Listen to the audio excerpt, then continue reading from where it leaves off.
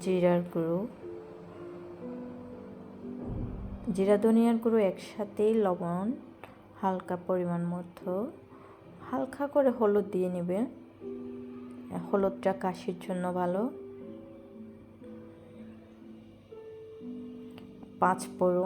পাঁচফোড়নের মধ্যে অনেকগুলো spicy mix থাকে, মেথি থাকে, এগুলো কাশির জন্য অনেক ভালো। খালি জিরেও অনেক ভালো কাশির জন্য।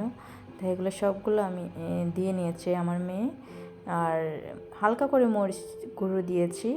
আপনার বাচ্চা যেরকম ঝাল খেতে পছন্দ করে তেমনই নেবেন।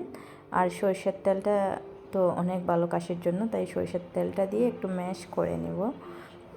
যদিও আমার মেয়ে করেছে, এগুলো সম্পূর্ণ আমার মেয়েরই রেসিপিটা নিজে নিজে তৈরি করেছে। ও খেয়ে বলেছে ওর অনেক ভালো লেগেছে, কাশিটা চলে গিয়েছে বা আর কাশি হয় না, সবসময় এভাবেই খায়।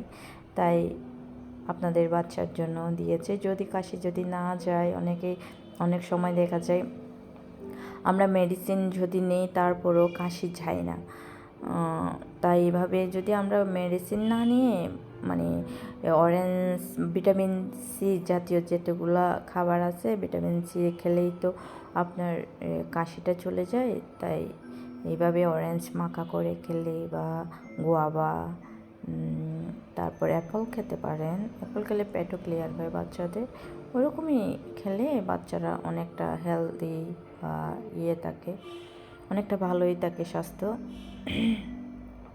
এভাবে খেয়ে দেখবেন আপনার বাচ্চার কাশি চলে গিয়েছে। আর আপনাকে বারবারই, যদি বাচ্চা ফ্রুটস না খায় এভাবেই খাওয়াবেন।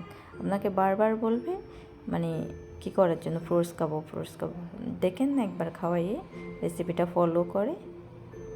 Please like, comment and share করতে ভুলবেন না আমার চ্যানেলটি।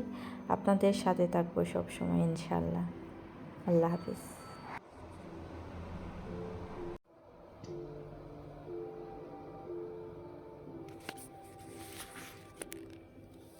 I wish I was